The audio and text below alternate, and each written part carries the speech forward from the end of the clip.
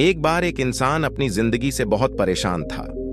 वो हर समय अपने आप को कोसता रहता था कि क्या जिंदगी मिली है मुझे, क्या जीवन है, हर परेशानी मेरे साथ ही है, हर दुख मुझे ही आकर घेरता है, हर झंझट मेरे ही सर पड़ती है। एक दिन इसी तरह अपने आप को बैठा हुआ कोस रहा था कि क्या नसीब है मेरा, क्या किस्मत है मेरी, क्या जिंदगी है मेरी, कि तभी अचानक एक बाज अपने शिकार को पंजों में दबाए हुए एक पेड़ पर आकर बैठ जाता है और वहीं पर अपने उस शिकार को खाने लग जाता है। यह परेशान आदमी जब उस बाज को देखता है तो कहने लगता है कि क्या जिंदगी है इसकी, क्या जीवन जी रहा है मजे का, ना इसे खाने की चिंता, ना पीने की, ना पहनने की और ना ही परिवार की। शिकार करता है और मस्त खुली हवाओं में कभी इधर घूमता है, कभी उधर घूमता है, सारे दिन आसमान में उड़ता रहता है। असल जिंदगी तो यही है, जीवन तो ये जी रहा है। और फिर वो आसमान की तरफ देखकर जोर जोर से चिल्लाता है कि काश मैं भी एक बाज होता तो मुझे भी कोई दुख ना होता, मुझे भी कोई परेशानी नहीं होती। काश मैं भी एक बाज होता। जब वह 2 से 3 बार जोर जोर से चिल्लाता है कि काश मैं भी एक बाज होता तो मुझे भी कोई दुख ना होता, मुझे भी कोई परेशानी ना होती, तो अचानक आसमान में बिजली खड़कने लग जाती है और आसमान से आवाज आती है कि हे इंसान, क्या ये हमने सच सुना कि तू हमारी दी हुई जिंदगी से परेशान है और तू एक बाज बनना चाहता है। तो इस आकाशवाणी को सुनकर यह इंसान हैरान रह जाता है और आसमान की तरफ देखकर कहता है कि हाँ, मैं सच में अपनी जिंदगी से बहुत परेशान हुए, क्योंकि हर परेशानी मेरे साथ ही है, हर दुख मुझे ही है, हर तकलीफ मेरे ही साथ है। तो आसमान से फिर आवाज आती है कि है इंसान, एक बार फिर सोच लें, हमने तुझे बड़ी प्यारी जिंदगी दी है, लेकिन अगर फिर भी तू चाहता है कि हम तुझे बाज बना दें तो हम तुझे बाज बना देंगे।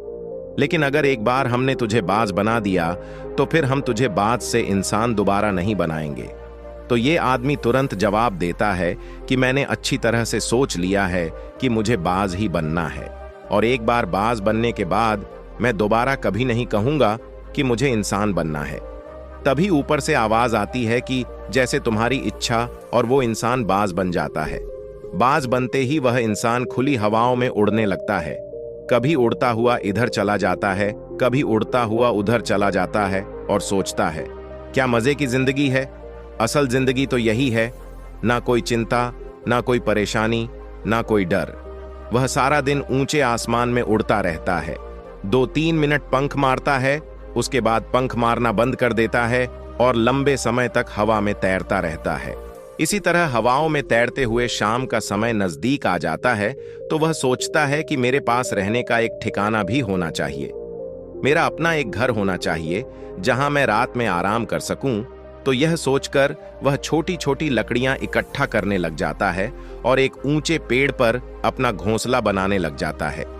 एक एक लकड़ियां इकट्ठा करके वो अपने लिए एक सुंदर सा घोंसला तैयार कर लेता है और रात में उसी में सो जाता है और सोचता है सुबह उठकर शिकार भी करूंगा और सुबह उठकर फिर से मौज मस्ती भी करेंगे, खुली हवाओं में उड़ेंगे। सुबह होते ही वो शिकार की तलाश में निकल पड़ता है, हवा में उड़ता रहता है, ऊपर से जाकर देखता है कि कहीं जमीन में मुझे कोई शिकार नजर आए तो मैं तुरंत जाकर उसे दबोच लूं और वहीं पर खा लूं। लेकिन उसे कोई शिकार नजर नहीं आता। काफी समय बीत जाता है, वह लगातार ऊंचाई से शिकार को ढूंढता रहता है, लेकिन उसे कोई शिकार नहीं मिलता। फिर पास ही एक जंगल होता है, यह उस जंगल में चला जाता है, ये सोचकर कि शायद वहां कोई अच्छा सा शिकार मेरे हाथ आ जाए। ये जंगल के ऊपर उड़कर शिकार को ढूंढता रहता है, जंगल के अंदर जाकर भी शिकार को ढूंढता है, लेकिन इसे वहां भी कोई शिकार नहीं मिलता।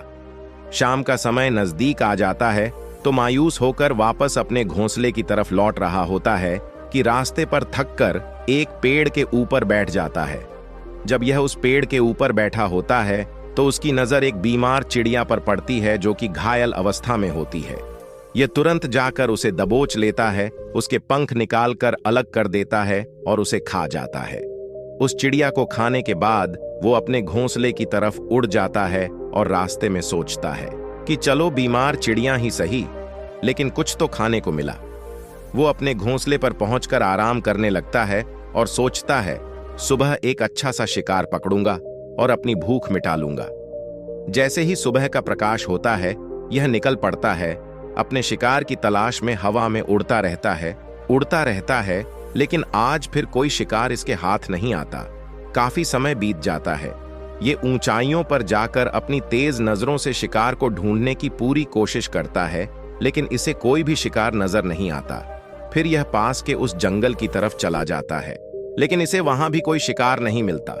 इसी प्रकार पूरे दिन उड़ते उड़ते शाम का समय नजदीक आ जाता है, तो ये निराश होकर वापस लौटने लगता है और रास्ते में एक पेड़ पर आकर बैठ जाता है। सोचता है शायद आज फिर कोई बीमार चिड़िया मेरा इंतजार कर रही हो, लेकिन हर बार किस्मत मेहरबान थोड़ी होती है।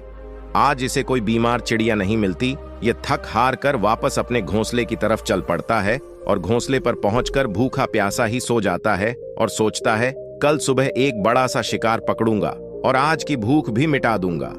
रात को अपने घोंसले में सोया होता है, गहरी नींद में होता है कि तभी एक भयानक तूफान आता है। इस तूफान की हवा इतनी तेज होती है कि इसके घोंसले को उड़ाकर एक जगह फेंकती है और उसे कहीं दूर दूसरी जगह फेंकती है। तो यह जहां पर गिरता है वहां नीचे एक नोकदार लकड़ी पड़ी होती है जो इसके पंजे में गड़ जाती है और इसे बुरी तरह घायल कर देती है। तूफान के रुकने के बाद बारिश शुरू हो जाती है। तेज बारिश होती रहती है, पर यह किसी तरह से पेड़ों के नीचे छुपकर बैठा रहता है। बड़ी मुश्किल से इसकी रात कटती है। जब सुबह होती है तो बारिश रुक जाती है। बारिश के रुकते ही चारों तरफ खुशियां छा जाती हैं। चारों तरफ हरियाली छा जाती है। नदियां और झरने तेजी से बहने लगते हैं। सब कुछ फिर पहले के जैसा हो जाता है, लेकिन यह बाज अब पहले के जैसा नहीं रहा। इसका पांव बुरी तरह घायल हो चुका है। इसके पंजे में जो लकड़ी लगी थी उसकी वजह से इसका पंजा बुरी तरह क्षत विक्षत हो गया है। और मैं आपको बता दूं कि बाज का जो पंजा होता है वह उसके शिकार को पकड़ने के लिए सबसे जरूरी होता है, क्योंकि बाज अपने पंजों से ही अपने शिकार को पकड़ता है, दबोचता है और फिर अपनी चोंच के माध्यम से नोच नोच कर खाता है। लेकिन अब इस बाज का पंजा अब बुरी तरह से घायल हो चुका था और वह पिछले 2 दिनों से भूखा भी था। यह शिकार की खोज में थोड़ा सा उड़ता है कि शायद फिर कहीं कोई बीमार चिड़िया इसे मिल जाए, लेकिन कहाँ बार बार कोई बीमार चिड़िया मिलने वाली थी। वह कुछ देर तक उड़ता है, लेकिन फिर भूख और दर्द के मारे थक कर एक पेड़ पर आकर बैठ जाता है। वह पेड़ पर आकर बैठ तो जाता है, लेकिन उसे पता नहीं था कि यहाँ एक और मुसीबत उसका इंतजार कर रही है, और वो मुसीबत ये थी कि 8-10 कौवों का एक झुंड मिलकर इसे परेशान करने लग जाते हैं। इसके ऊपर आकर इसके घाव में चोंच मारने लग जाते हैं। उन्हें भी पता चल जाता है कि यह बाज घायल हैं और भूख की वजह से कमजोर भी है। यह बाज उनसे बचने के लिए थोड़ा सा उड़ता है और फिर जाकर बैठ जाता है। उनसे पीछा छुड़ाने का प्रयास करता है, लेकिन वो फिर इसके पीछे आ जाते हैं। तो ये फिर उड़कर थोड़ी दूर चला जाता है, लेकिन वो इसका पीछा नहीं छोड़ते और बार बार इसके पास आकर इसे परेशान करते हैं। कौवे अक्सर बाज के साथ ऐसा करते हैं, लेकिन फिर बाज भी उनके साथ एक खेल खेलता है।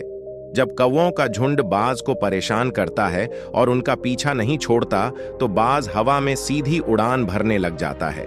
वह तेजी से सीधा ऊपर की ओर उड़ने लग जाता है और कौवे भी उसके पीछे होते हैं।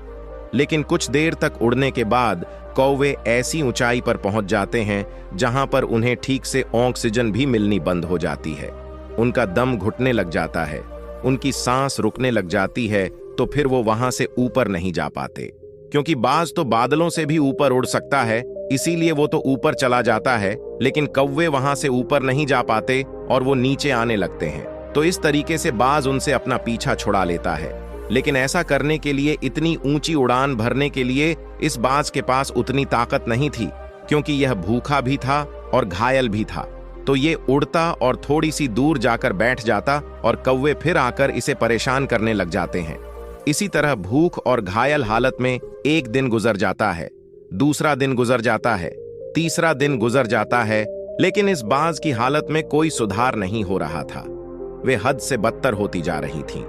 चौथे दिन जब ये बिल्कुल खत्म होने पर आ जाता है, इसके अंदर बिल्कुल ताकत नहीं बचती और इसका शरीर इसका साथ छोड़ने लगता है, तो यह किसी तरीके से उड़कर पास ही इंसानों की एक हॉस्पिटल होती है, उसकी छत पर आकर बैठ जाता है और वहां से आने जाने वाले मरीजों को देखता है और अपने आप से कहता है कि काश आज मैं एक इंसान होता तो ऐसे छोटे मोटे जख्मों का हॉस्पिटल से इलाज करवा लेता या किसी को बता देता कि मैं भूखा हूं, परेशान हूं। लेकिन आज मैं एक ऐसा बेजुबान परिंदा हूं जो किसी से कुछ नहीं कह सकता, किसी को अपना दुख नहीं बता सकता, किसी से कोई मदद नहीं मांग सकता। यही बात सोचकर वह उसी छत पे अपना दम तोड़ देता है। वह अपनी जान की कुर्बानी तो दे जाता है, लेकिन साथ ही साथ हमें यह सीख भी दे जाता है कि आपको जैसा बनाया गया है, आप जैसे भी हो, उसी में खुश रहो और उसी में बेहतर करने की कोशिश करते रहो, ना कि इस बात से परेशान रहो कि काश मैं ऐसा होता, काश मैं वैसा होता, काश मैं ये बन जाऊंगा। आपको जैसा भी बनाया गया है, आप उसी में अपना सर्वश्रेष्ठ करने का प्रयास करते रहो। दोस्तों, यह कहानी तो काल्पनिक है, लेकिन हमें जीवन का एक बहुत ही महत्वपूर्ण नियम सिखाकर जाती है कि हम जैसे भी हैं अच्छे हैं, बस हमें उसी में अपना सर्वश्रेष्ठ करने का प्रयास करते रहना चाहिए। धन्यवाद।